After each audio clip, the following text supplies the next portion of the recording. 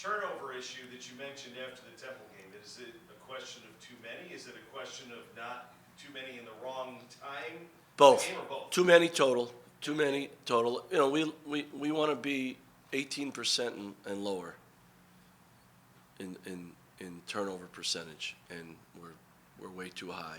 And of course, if you turn the ball over that many times at that percentage, of course there's going to be big ones, and that occurred on Saturday, and it's something we keep addressing, and we've had a couple of games where we had less, and our numbers and our results were better because of it. And you can't go on the road, expect to beat a good team on the road, and give them the ball. And I thought we had some ill-advised shots when we, tied it. We were down 2.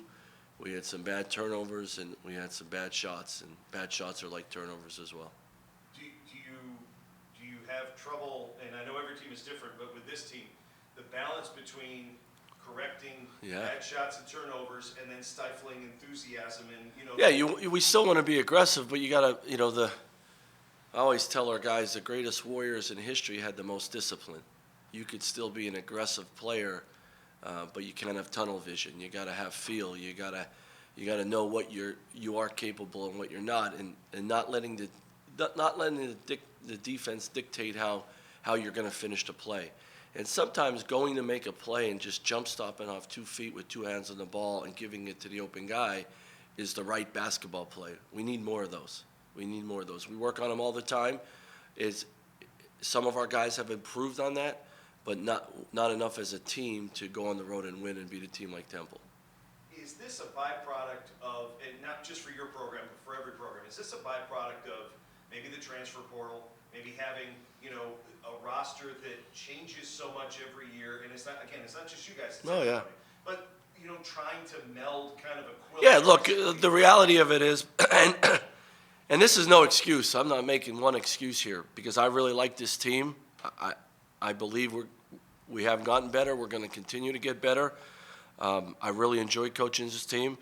I am frustrated in the way we turn the ball over from some of our returning players, but our roles have changed from past seasons. Some of our new guys are still, like anything, we're only 8 games in, we're still figuring it out, like everybody in the country. But the responsibility to take care of the basketball has been number one coming into this season, and we're not doing that, and that's disappointing. It's not the end of the world, but it's disappointing, and we gotta continue to keep harping on it and fixing it. And we do fundamental drills every day to work on pivoting and seeing the floor and not playing fast or up in the air off 1 foot, and until it becomes habit and positive habit.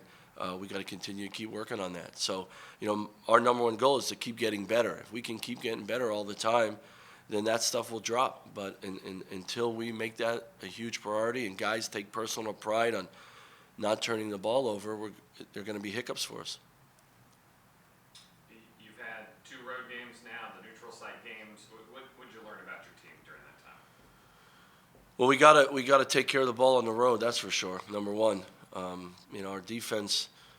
I thought our defense, because we had some trouble offensively, I thought on the road it dictated our defense a little bit more than we want.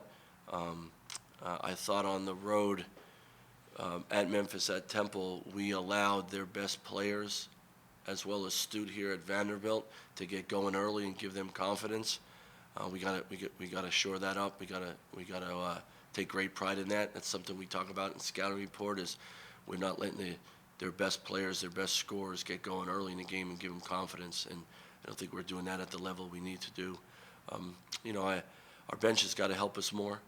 We need more guys off the bench to contribute on the road like that. So, going on the road with a young team and different faces, you just got to go through those experiences, and you got to keep battling and finding a way and taking pride on going on the road as a team and going into somebody's gym and finding a way to win. We got to take more, continue to improve at that. And then what do you want to see from this little home stretch you've got here? What's the opportunity? Yeah, number one is the improvement we need to have, especially on the offensive end, but overall, just guys getting better individually, guys getting more comfortable and more confident in what we're doing, taking care of the darn ball, rebounding better for sure. And then honestly, the biggest thing, and part of this is just maturity, is having greater resolve when things aren't going our way. What I love about this group is they care so much, but sometimes that care creates an emotional response that doesn't have us ready for the next play. Everybody goes through that. That's a yearly thing. But I want to see us really fix that with experience here and having these home games. What's our resolve when we have some adversity? We got to get better at that. What have you said to your guys about this stretch that Mike was talking about, this home stretch? Because you've always said before, the time when the semester is out and the total focus is on basketball, this is when you can really see how Yeah. we have improved going into. Well, as a coach, it's a great time to really spend more time with individual players. We do that a lot, but I think you have that extra time getting guys in the gym and working on improvement, one-on-one stuff, or grabbing the big guys and getting 20 minutes, 35 minutes here, something like that. We do that a lot, but when you have more free time, you can do it a little bit more, and almost to a point where you can do it daily. Practices, you could break down practices differently because you have more time. I think that's really important. And then, I just think in those 25 to 30 days, how much of a step can you take as a team to shore up your offense, get the young guys to understand some things more, better. And I think that's really important. I've always prided ourselves on that time there is to take a big step. And we got some home games here coming up, but we play some really good teams, so we got to be ready to play, starting with Jacksonville on Wednesday. But I love this time because, there's a lot of time there to spend with the players.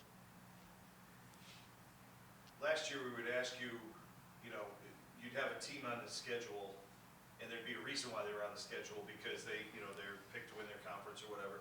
Is there a particular reason Jacksonville's on your schedule? Yeah, they were in the same boat as us. They're picked to, I think second, right? Second in the league, picked to win the league, and they couldn't find games, and we couldn't find games, and we knew that'd be a really good one. They're good. They battle people. They have great, they have big time size, and they have a really good point guard. So they're going to have a chance to win 20 plus games this year. So it's a great game for us. Jordan's done a great job, getting guys in right away and turning it around quick. And so we got our hands full, like all the games on our schedule. But that's why we're playing them. We're going to play good teams we have already, and we're going to continue to do that.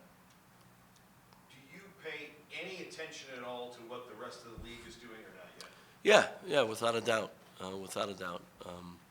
You always do. I mean, we all do. We all look at scores. Before you go to bed, you look at scores. The first thing you do in the morning is look at scores, and I always look at the A-10 right away because that's our league, and they're the teams we're playing. And then I look at my friends' teams, the people that are in my life in the basketball circle. I look at all their games. Absolutely. Without getting specific, just 8, 9 games in for everybody, just an overall view of the league. It seems like it's been, I don't want to say uneven, but the league's been all over the place. Well, there's some surprises, right? There's some teams that have records probably people didn't expect, and there's some teams that everyone thought, they're gonna, they'll have a great non-conference record. I mean, that's why you play the games. I hate to say the cliche like that, but that's the truth of it. And there's been a lot of injuries, so we go through this all the time. Every league in the country goes through it. There's some teams that are surprising. There's some teams that people would say are underachieving. There's some teams that are hanging in there, and they've had some good wins. They've had some tough losses. It's typical league stuff, and we all want everybody to win every game until we get to A-10 play. It just doesn't work that way, and we have a lot of teams this year played some really good schedules. So that's that, and we have some teams that are getting themselves right, and they're doing a heck of a job doing that. How do you think Jaden played Saturday off of the game? Yeah, he was aggressive. Made some aggressive plays. I thought he got to his pull-up, got downhill. He had a couple good bursts. We need him to continue to do it. When he's aggressive, it opens things up for Ace. When he's aggressive, you know, our offense flows, and he knows that, and he's know that, and he's still a young cat too. We just got to continue to keep building him up and keep working to get better. I still think he can get a lot better. That's the good thing, and so he's just need him to continue to be aggressive and play with a clear mind. You're probably never 100%, but are you close to 100% health-wise now with Jameer? Jameer's still working with his knee and the bone bruise. Ace, you know, he's got to have that wrist wrapped pretty hard for practices and games. So he's only 2 weeks out of getting 2 screws in it. So you just got to be smart. And then you got your bumps and bruises. That's just how it goes. But if you get 28 points out of everybody that comes back from surgery, will you put screws in all their wrists? If we could, right? If we could. I'll check with our trainer today and Dr. Cheatham. We'll see. It's a good idea. Deloge left for a minute during the game, then came back. Say that again? At Temple, I think Deloge left for a minute and then came back in. Was there any injury concern there? No, he just got banged in the head. He was fine. All good, guys?